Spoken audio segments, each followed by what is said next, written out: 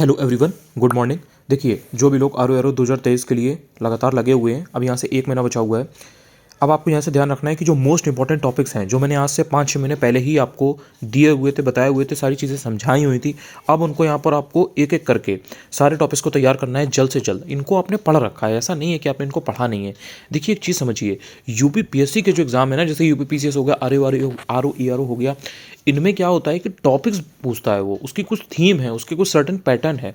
जो लोग मेरे साथ पहले से जुड़े हुए हैं वो ये चीज़ बहुत अच्छी तरह से समझ चुके हैं। मैंने उनको कई बार बताया है, प्रॉपर मैंने उनको एनालिसिस करके आर ओ के पेपर में, यूपीपीसीएस प्रीलिम्स के पेपर में बताया हुआ है, दिखाया हुआ है कि किस तरह से क्लस्टर में क्वेश्चंस आते हैं। सस्टेनेबल डेवलपमेंट गोल से रिवर के ऊपर 4 क्वेश्चन आ जाएंगे, बजट के ऊपर आ जाएंगे, स्कीम के ऊपर आ जाएंगे।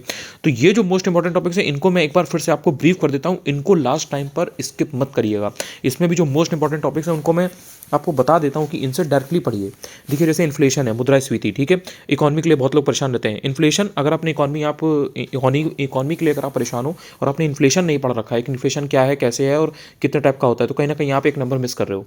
इसलिए आपको इन्फ्लेशन पहले पढ़ लेना है। उसके बाद में यूपी के जो ऐतिहासिक स्थल हैं, यूपी के जो भी यहाँ पर डिस्ट्रिक्ट्स हैं मेन या यहाँ की जो ऐसी जगहें हैं जहाँ से कोई भी हिस्टोरिकल पर्सनैलिटी या कोई हिस्टोरिकल इवेंट का है, कोई भी फैक्ट इंपॉर्टेंट है, तो उसको जरूर तैयार कर लीजिए। बहुत ज़्यादा पूछा जाता है ये यूपी के ऐतिहासिक स्थल और इन्फ्लेशन।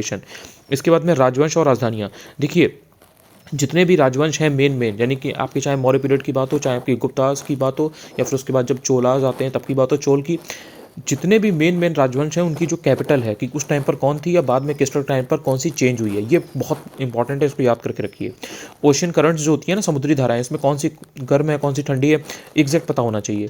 इसमें डिफरेंस जो है ना कि कौन सी गर्म है कौन सी ठंडी, जैसे अगर आपसे कैनरी की पूछा जाए कि आपसे अगर बेंगुला की पूछा जाए तो यू शुड नो कि अच्छा ठीक है ये गर्म है कि ठंडी है, ठीक है। इसके बाद में बात आती है अभिलेख और शासक की। अभिलेख और शासक यानी कि कौन सा अभिलेख किस शासक के समय का है या किसका है, किसके बारे में जानकारी उपलब्ध कराता है, वेरी वेरी इंपॉर्टेंट। इसके बाद में भीमराव अम्बेडकर के बारे में डायरेक्ट फैक्ट आपको पता होनी चाहिए। इसके अंदर बात आती है राष्ट्रीय मानवाधिकार आयोग की, यानी कि जो नेशनल ह्यूमन राइट्स कमीशन है, इसके बारे में डायरेक्ट पूछता है। एक्ट की बात की जाए तो एक्ट में जो 1909, 1919 और 1935 है, यानी कि 1909, 1919 एंड 1935 मोस्ट इंपॉर्टेंट है। इनके बारे में अगर आपने फैक्ट्स नहीं पढ़ा रखे हैं तो कहीं ना कहीं आप एक क्वेश्चन मिस आउट कर रहे हो। संविधान की जो अनुसूचियाँ हैं, एग्जैक्ट रट लो यार कि किस सूची में क्या दिया गया है, किसमें किसके बारे में बात की गई है। आर्टिकल की बात की जाए अगर तो आर्टिकल 89, 93, 98 और 99 रट लो इन्हें आप, बहुत इंपॉर्टेंट है ये।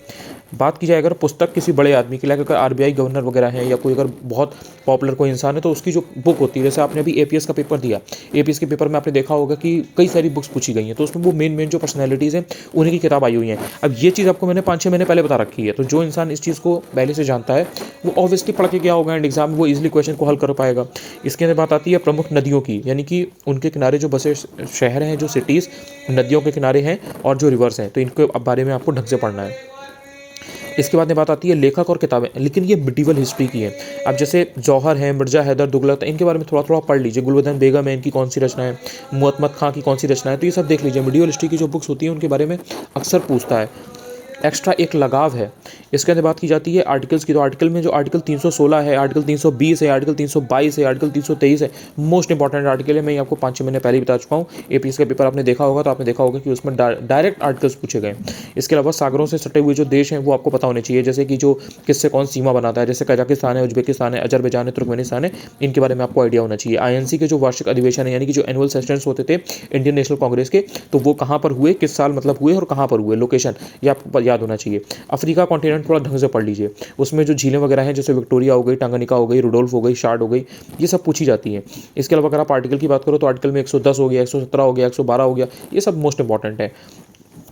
इसके बाद आप बात करते हो फाइनेंस कमीशन की, यानी कि वित्त आयोग की। फिर आपका आ जाता है बायोस्फीयर रिजर्व्स ऑफ इंडिया, और इसमें जो world network of biosphere reserve है ये भी आपको देखना है कि इसमें क्या क्या होता है। इसके बाद आप बात करते हो पार्टिकल्स एंड उसके करेक्टरिस्टिक्स की, जैसे पॉजिट्रॉन हो गया, न्यूट्रिनो हो गया, क्वार्क हो गया, फोटॉन हो गया, तो इनकी जो बेसिक करेक्टरिस्टिक है ना वो आपको बस मालूम होना चाहिए। अगर दिल्ली सल्तनत की बात करें तो उसमें कुतुब मीनार और कुतुबुद्दीन ऐबक हो गया। इसके बाद में आप बात करते हो फिरोज शाह तुगलक की, फिरोज शाह तुगलक हो गया, आराम शाह हो गया, गयासुद्दीन तुगलक हो गया, इनके बारे में स्पेशली पढ़ लीजिए। मतलब जब भी आप कभी पढ़ रहे हो तुगलक के बारे, तुगलकों के बारे में, तो तुगलकों के के बारे में, इन 2-3 के बारे में आपको जरूर पढ़ना है, मोहम्मद बिन तुगलक, फिरोज शाह तुगलक और गयासुद्दीन तुगलक, ये सब मोस्ट इंपॉर्टेंट है। इसके बाद में बात आ जाती है आपकी बायोस्फीयर रिजर्व की और उनके रेस्पेक्टिव स्टेट की, कि किस स्टेट में कौन सा है। फिर उसके बाद आपका आ जाता है डिफरेंट टाइप ऑफ कर्व। अब कर्व 4 तरीके के मेन होते हैं जो आपसे बहुत ज़्यादा पूछे जाते हैं, चाहे वो ग्रिफिथ हो, चाहे वो फिलिप्स हो, चाहे वो लेफर हो या फिर लॉरेंज हो। इसके अंदर बात करते हो कि मुगल शासकों के समय में ग्रंथों का फारसी में अनुवाद कौन से का किसके किसके समय में हुआ। इसके बाद में आप देखते हो कि राज्य और खदानें, यानी कि जो स्टेट और उसमें जो माइंस हैं, जैसे संदूर हो गई तो ये कहाँ पर है, दंतेवाड़ा कहाँ पर है, नोआमुंडी वाली कहाँ पर है, बैलाडीला कहाँ पर है। आपने इस बार भी देखा होगा कि एक क्वेश्चन एपीएस में इस तरीके का आया हुआ है, तो ये सब पहले से पता है आपको, तो आपको ये पढ़ के जाना ही जाना है यारों के लिए। इसके अंदर पहाड़ियों की बात आती है भारत में, कि कहाँ कहाँ पर किस राज्य में कौन कौन सी मेन पहाड़ियाँ हैं। उसके बाद में दिल्ली सल्तनत में मुगल्स के टाइम पे जो टर्मिनोलॉजी यूज़ होती थी, जैसे आर्मी का जो मेन कमांडर है, या जो पैसे वैसे का डिपार्टमेंट देखता है वो, या जो लोकल ऑफिस के जो एडमिनिस्ट्रेशन की जो चीज़ें होती हैं उनको जो व्यक्ति देखता है, तो ये जो मुगल्स के समय में जो टर्मिनोलॉजी होती थी, जो टर्म्स वगैरह दिए जाते थे, जो अधिकारियों के नाम होते थे, वो आपको पता होना चाहिए। इसके बाद बात आ जाती है रिवर्स की और मल्टीपर्पज़ प्रोजेक्ट्स की, वेरी वेरी इंपॉर्टेंट। इसके अलावा आपको आर्टिकल्स में अगर देखें तो आर्टिकल 72 है, 78 है, आर्टिकल 80 है, 81 है, ये सब थोड़ा पता होनी चाहिए, मोस्ट इंपॉर्टेंट है। इसके अलावा जो बॉर्डरिंग स्टेट की बात की जाए तो इसमें जो नॉर्थ ईस्ट के स्टेट्स होते हैं, इनकी जो सीमाएँ हैं ये आपको पता होनी चाहिए, कि भाई मणिपुर जो है वो उसकी सीमा किससे किससे लगती है, जो त्रिपुरा है वो किससे बॉर्डर शेयर करता है, जो मेघालय है, मिजोरम है, अरुणाचल प्रदेश है, ये किससे कैसे बॉर्डर शेयर करता है, बांग्लादेश से कौन कौन करता है, क्योंकि वहाँ पर डेवलपमेंट के बहुत सारे काम हो रहे हैं, तो वहाँ पर ऑब्वियसली ये चीज़ पूछी जा सकती है और ये पहले भी पूछी जा चुकी है। इसके अलावा जो आधुनिक भारत के इतिहास के जो ऑर्गेनाइजेशंस हैं उनके फाउंडर बहुत पूछता है, जैसे आपसे एचआरए का पूछ लेगा, एचएसआरए का पूछ लेगा, तो ये सब पहले भी पूछा गया है, आगे भी पूछा जा सकता है। इसके अलावा भी बहुत सारी ऐसी संस्थाएं हैं जिनके आपको फाउंडर पता होने चाहिए। इसके अलावा जो थर्मल पावर प्लांट्स हैं वो स्टेट में कौन कौन से थर्मल पावर प्लांट्स हैं आपको पता होना चाहिए। इसी तरीके से जो न्यूक्लियर पावर प्लांट है वो काफ़ी इंपॉर्टेंट होते हैं। योजनाओं की अगर बात करें तो कुछ कुछ योजनाओं का ईयर आपको एग्जैक्ट मालूम होना चाहिए, जैसे प्रधानमंत्री सुरक्षा बीमा योजना है, जीवन ज्योति बीमा योजना है, या फिर अटल पेंशन योजना है, या फिर पीएम फसल बीमा योजना है। इसके बाद में बात करते हो मॉडर्न हिस्ट्री की किताबों की और उनके लेखकों की, जैसे कि द फिलॉसफी ऑफ बॉम्ब है, तो ये किसकी है, भगवती चरण वोरा की है या किसी और की है। इसके बाद आप आंदोलनों के बारे में पढ़ते हो, आंदोलन और उसमें जो उनके लीडर थे वो किस में थे। जैसे अगर आपसे पूछा जाए कि जो दादू मियाँ हैं वो किस आंदोलन के नेता थे, तो आपको पता होना चाहिए। इसी तरीके से मोपला विद्रोह आपसे पूछा जा सकता है, तो मोपला विद्रोह में किसने लीड किया था पता होना चाहिए। एपीएस में क्वेश्चन डायरेक्ट मोपला विद्रोह के ऊपर आया हुआ है, मैंने आपको पहले ही बता रखा है कि आंदोलन और उसके नेता इंपॉर्टेंट है, और मोपला विद्रोह वाला बहुत इंपॉर्टेंट है, वो पहले से ही कई बार पूछा जा चुका है गांधी वाला, कि गांधी जी का उसमें इन्वॉल्वमेंट था इनडायरेक्टली या नहीं था, तो ये क्वेश्चन यूपीपीसीएस में आया हुआ था एंड वो उन्होंने एक्जैक्टली एपीएस में कॉपी पेस्ट मार दिया। इसके बाद में आप बात करते हो कि गरीबी, जैसे कि पॉवर्टी, बेरोजगारी यानी कि अनएम्प्लॉयमेंट, उसके बाद में एचडीआई यानी कि ह्यूमन डेवलपमेंट इंडेक्स, उसके बाद में आप बात करते हो एमपीआई यानी कि मल्टी डायरेक्शनल पॉवर्टी इंडेक्स, और उसके बाद में नीति आयोग। इन सब के बारे में डायरेक्ट पूछता है, हर साल पूछता आया और आगे भी पूछे जाने के चांसेस हैं। सर्वोच्च न्यायालय यानी कि सुप्रीम कोर्ट, उच्च न्यायालय यानी कि हाई कोर्ट। इसके बाद में कुछ कुछ इंपॉर्टेंट पासेज हैं उनके स्टेट पता होने चाहिए। जो रिसर्च इंस्टीट्यूट हैं आपको उनके बारे में थोड़ा सा पढ़ लेना है कि मेन में रिसर्च इंस्टीट्यूट कहाँ पर है, उनकी लोकेशन क्या है। स्पेशली जो यूपी के हैं, तो यूपी में जो लखनऊ है, कानपुर है, या फिर मेरठ है, या फिर जो आपका प्रयागराज है, आगरा है, इसमें जो मेन आपके शोध संस्थान है उनके बारे में आपको आइडिया होना चाहिए। रबी फसलों और खरीफ फसलों के बारे में थोड़ा थोड़ा पढ़ लीजिए कि इसके में क्या है क्या नहीं है। इसके बाद में आप बात करते हो शास्त्रीय गायक और घराना, तो जो मेन घराने हैं ना, उनके जो मेजर पर्सनैलिटी हैं, जो मेजर उनके सिंगर या आर्टिस्ट हैं या जो मेन कलाकार हैं, उनके नाम आपको पता होने चाहिए। कि जैसे जैसे किराना घराना है, या आगरा घराना है, या इटावा घराना है, तो इनमें मेन जो नोटेबल पर्सनैलिटीज़ हैं वो कौन सी हैं। देन थोड़ा सा बौद्ध साहित्य के बारे में पढ़ लीजिए, बौद्ध साहित्य काफ़ी इंपॉर्टेंट है। बुद्धिस्ट लिटरेचर के बारे में आपसे कई बार पूछा जा चुका है एंड आगे भी पूछा जा सकता है। आपको 2-3 रचनाएं दे देगा एंड पूछ देगा कि ये किस धर्म से या किस संप्रदाय से रिलेटेड है, तो यू शुड नो। इसके बाद में आपको रंगराजन समिति हो गई, तेंदुलकर समिति हो गई, लकड़ावाला समिति हो गई, यानी कि जो कुछ समितियाँ हैं उनके बारे में पता होना चाहिए, पढ़ा होना चाहिए आपने इनके बारे में। इसके बाद आपकी नरसिम्हन समिति है, लीलाधर समिति है, नायक समिति है, ये सब ऐसी हैं जो बार बार पूछी जा चुकी हैं। अब इसके अलावा महत्वपूर्ण दिवस और उसकी जो तिथि है, ये क्वेश्चन बहुत एकदम पेट क्वेश्चन है यूपीपीएससी का। ना आपको विश्वास हो तो आप उठा करके देख लो एपीएस का पेपर जो 7 जनवरी को हुआ है, उसमें डायरेक्टली पूछा गया है। जो कौशल युवा कौशल वाले जो होता है वो डायरेक्टली आपसे थीम पूछा गया है, तो थीम भी पूछ लेता है, डेट भी पूछ लेता है। तो इसी तरीके से ये मैंने आपको 5-6 महीने पहले ही बताया हुआ है कि जो महत्वपूर्ण दिवस होते हैं उनकी जो तिथि होती है उनको याद करके रखिए। वर्ल्ड हंगर इंडेक्स बहुत इंपॉर्टेंट है, आपसे प्रेस फ्रीडम इंडेक्स पूछी गई है, पहले से आपको बता रखा है, और ये मैंने अपने जो वरदान वाला कोर्स है उसमें ऑब्वियसली कराई भी हुई है, मैंने सारी एक जगह पर करा दी है। इंटरनेशनल ऑर्गेनाइजेशन की अगर आप बात करोगे, इंटरनेशनल ऑर्गेनाइजेशंस की, तो उनके जो लोकेशन होती है, बेसिकली उनका जो हेडक्वार्टर है वो पूछ लेता है। इसके अलावा जो नदियाँ और झीलें हैं ये बहुत इंपॉर्टेंट होती हैं। नदियों में भी कुछ पर्टिकुलर नदियाँ हैं वो बहुत ज़्यादा इंपॉर्टेंट है, झीलों में भी कुछ पर्टिकुलर झीलें हैं वो एकदम ही क्रूशियल है, मतलब उनके बारे में आप गलत करना अफोर्ड नहीं कर सकते। इसके बाद में कुछ कुछ केस हैं वो बहुत इंपॉर्टेंट है, आपको पता होने चाहिए, जैसे कि बेरोबरी का केस है, गोलकनाथ केस है, सज्जन सिंह का केस है, केशवानंद भारती का केस है। अब इसमें क्या है कि ये एकदम से पूछ लेता है, मतलब इसमें डायरेक्ट इसमें क्रोनोलॉजी लगाने को आपको दे देगा, तो आपको आइडिया होना चाहिए।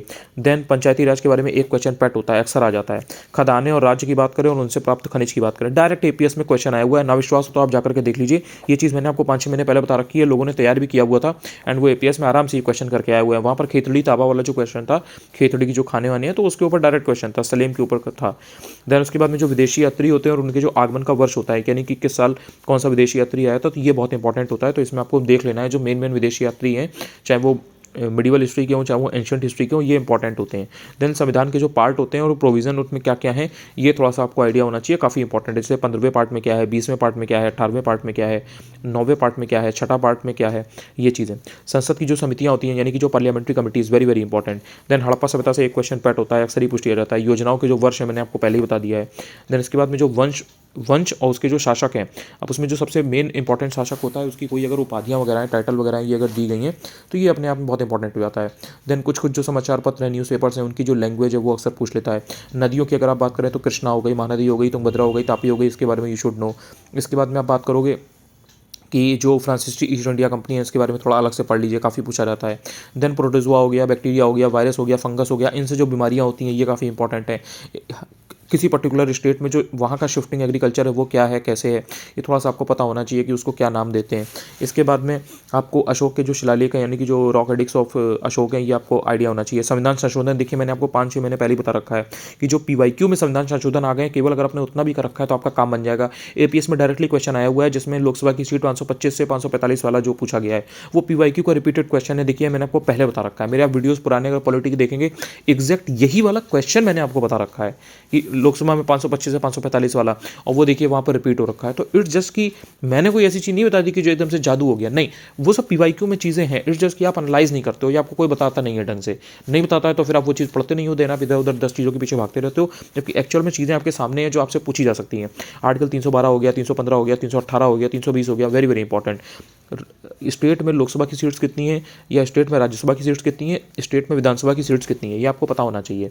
मेन में जितने भी स्टेट हैं या जहाँ पर कहीं पर भी कोई अगर इलेक्शन हाल में हुए हैं, तो आपको थोड़ा सा एक स्पेशली आइडिया होना चाहिए।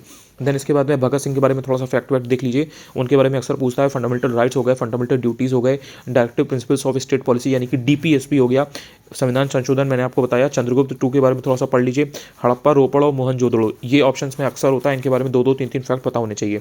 इसके बाद में इंपॉर्टेंट बैटल और किसके बीच कब कौन सा हुआ, ये देखिए मैंने आपको 5-6 महीने सब बता रखा है कि इंपॉर्टेंट बैटल आते हैं। बैटल ऑफ खानवा मैंने खुद अपने नोट्स में आपको करवाया हुआ था और वो एपीएस में डायरेक्ट क्वेश्चन आया हुआ है। तो ये सब चीज़ें पहले से हैं, ऐसा नहीं है कि ये सब चीज़ें आज इंपॉर्टेंट हो रही हैं, सब पहले से इंपॉर्टेंट है।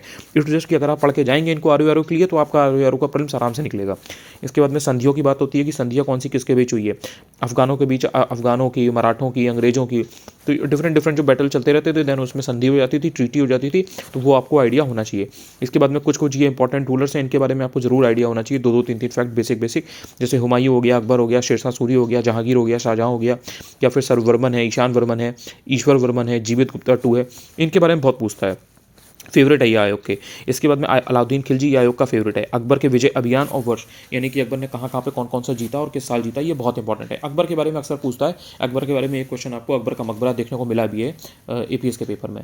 इसके बाद में जो भवन और निर्माणकर्ता की जो भवन है, यानी कि जो आर्किटेक्चर मेन है, उसको किसने बनवाया था, यानी कि उसका आर्किटेक्ट कौन था, तो ये आपसे अक्सर ही पूछा जाता है। अकबर का मकबरा भी इस बार एपीएस में पूछा गया है। इसके बाद में कुछ कुछ जो नोटिसेबल पर्सनैलिटी है उनके बारे में आपको पता होना चाहिए, जैसे कि डी.के. कर्वे हैं, बेथून हैं, या फिर ईश्वरचंद विद्यासागर हैं, बिया मालाबारी हैं, इनके बारे में अक्सर पूछ लेता है। देन जैसे आपने दिल्ली सल्तनत में टर्मिनोलॉजी देखी थी अधिकारियों वगैरह की, उसी तरीके से मौर्य काल और गुप्त काल में जो टर्मिनोलॉजी है कि सिक्कों वगैरह को क्या कहते थे, या जो मेन अधिकारी हैं उनको क्या कहते थे, तो वो आपको पता होना चाहिए। देन जो मॉडर्न हिस्ट्री है, मॉडर्न हिस्ट्री में एक क्वेश्चन पैट होता है किस चीज़ से, कि क्रोनोलॉजी ऑफ इवेंट्स, यानी कि जो भी घटनाएं हुई हैं उनको कल क्रमानुसार आपको पता होना चाहिए कि कौन सी घटना पहले हुई थी। इसके अलावा जो मेन गवर्नर जनरल या वाइसरॉय हैं उनके टाइम पे कौन सी खास चीज़ हुई थी, वो आपको आइडिया होना चाहिए। जैसे अगर आपसे पूछा जाए कि जो अवध का विलय, यानी कि जो एनेक्सेशन ऑफ अवध है, वो किसके टाइम पे हुआ था, तो आपको पता होना चाहिए कि अच्छा ठीक है ये डोलॉजी के टाइम पे हुआ था। इस टाइप से जो भी खास चीज़ें हैं वो यू शुड नो। इसके बाद में आपको जो एल्युमिनियम के प्लांट्स हैं उनकी लोकेशन मालूम होना चाहिए। टाइप ऑफ एनर्जी की बात करें तो इसमें जैसे विंड एनर्जी है, न्यूक्लियर एनर्जी है, या फिर जियोथर्मल एनर्जी है, या बायोमास एनर्जी है, ये सब बहुत इंपॉर्टेंट होते हैं। वाटरफॉल की बात करें तो स्टेट ऑफ वाटरफॉल बहुत इंपॉर्टेंट है। हॉट वाटर स्प्रिंग्स के बारे में अक्सर पूछता है, पहले भी पूछा जा चुका है आर में। देन उसके बाद में अगर आप नदियों की बात करो तो इसमें गंगा हो गई, यमुना हो गई, नर्मदा है, चंबल है, ताप्ती है। ये नदियाँ ऐसी हैं कि ये तो आपको जरूर पता हो इनके बारे में, इनकी जो ट्रिब्यूटरीज वगैरह हैं, सहायक नदियाँ हैं, वो थोड़ा आपको आइडिया होना चाहिए। देन आपको स्टेट और उनकी जो ट्राइब्स हैं यानी कि जनजातियाँ, ये तो याद होनी चाहिए। देन कोयले और लौह अयस्क यानी कि जो आयरन ओर है और जो कोल है, इनके बारे में जरूर पता होना चाहिए कि कौन सा स्टेट किस में ज़्यादा प्रोडक्शन किसके पास है, रिजर्व किसके पास है। इसके बाद में अगर आप बात करोगे मैपिंग में, थोड़ा सा जो मिडिल ईस्ट वाला रीजन है ना, ये आपको थोड़ा सा देख लेना है, और जो मेडिटेरेनियन सी वाला रीजन है ना, भूमध्य सागर वाला, वो आपको थोड़ा सा देख लेना होता है। अगर आप बात करो मिनरल और पेट्रोलियम की, तो इसमें रिजर्व और प्रोडक्शन देखा जाता है इंडिया और वर्ल्ड के रेस्पेक्ट में। अब इसमें पेट्रोलियम का आपको जरूर देखना है, पेट्रोलियम का, क्योंकि अक्सर पूछता है कि नंबर 1 कौन है प्रोडक्शन में या रिजर्व में। देन आप बात करते हो महासागरों की, तो महासागरों का डीपेस्ट पॉइंट अक्सर पूछ लेता है। जो रिवोल्यूशन वगैरह है, क्रांति वगैरह, इनसे 2-2, 3-3 क्वेश्चन लगातार कभी कभी पूछ लिए जाते हैं। लैंडलॉर्ड कंट्री आपको जरूर देखनी है, काफ़ी इंपॉर्टेंट है। इसके बाद आप बात करते हो मरुस्थल और देश की, यानी कि किस देश में कौन सा मरुस्थल है। स्पेशली जो सेंट्रल एशिया है वहाँ के मरुस्थल आपसे अक्सर पूछता है। स्पेशली तुर्कमेनिस्तान का आपसे कई बार पूछा जा चुका है। फिर आप बात करते हो खाड़ी और देश की, तो ये थोड़ा सा आपको आइडिया होना चाहिए। किस कंट्री का मेन इंडस्ट्री जो उद्योग है वो कौन सा है, ये आपको आइडिया होना चाहिए। काफ़ी पूछा जाता है ये। देन डिग्रेडेबल और नॉन डिग्रेडेबल पॉल्यूटेंट्स क्या होते हैं, ये आपको आइडिया होना चाहिए, बिकॉज ये यूपी पीसेस में बहुत ज़्यादा पूछा जा चुका है। बाकी यूपी में जो वाइल्ड लाइफ सेंचुरीज़ हैं या जो नेशनल पार्क हैं इंडिया के अंदर, वो किस स्टेट में कौन सा है और कब बना था, ये थोड़ा सा आपको देख लेना है। टाइगर रिजर्व आपको थोड़े थोड़े देख लेने हैं। ग्रीन हाउस गैसेज का जो मेन कॉन्सेप्ट है ग्रीन हाउस इफेक्ट का, वो और जो ग्रीन हाउस गैसेज हैं वो आपको थोड़ा सा देखना है। जो टाइप्स ऑफ रेडिएशन होते हैं वो थोड़ा सा आपको आइडिया होना चाहिए। इसके बाद में आप बात करते हो फॉरेस्ट रिपोर्ट की, तो ये आपको अपडेटेड वाली पढ़नी होती है हमेशा। मिनरल प्रोडक्शन डेटा मैंने आपको बता ही दिया है। इन्वायरमेंट में आप बात करोगे तो कभी कभी थोड़े से कॉन्सेप्ट पूछ लेता है, तो कॉन्सेप्ट आपको हल्के हल्के आइडिया होना चाहिए। इसके बाद में आप नेचुरल गैस हो गया या सीएनजी हो गया, एलपीजी हो गया, इनके बारे में 2-2, 3-3 फैक्ट आपको देख लेने हैं। देन जो प्लांट डिसीजेज है वो उनका फैक्टर क्या है, यानी कि जो प्लांट डिसीज हो रही है उसके पीछे रीज़न क्या है, कारण क्या है, तो वो आपको कारक आइडिया होना चाहिए। देन पॉलिटी में एक बहुत ही इंपॉर्टेंट टॉपिक होता है controller and auditor general of India, यानी कि भारत के नियंत्रक एवं महालेखा परीक्षक, बहुत इंपॉर्टेंट है, आपको ज़रूर याद करना है इसको। देन संविधान के जो शेड्यूल है वो किस विषय पर, कौन सा शेड्यूल किस में है, ये आपको आइडिया होना चाहिए।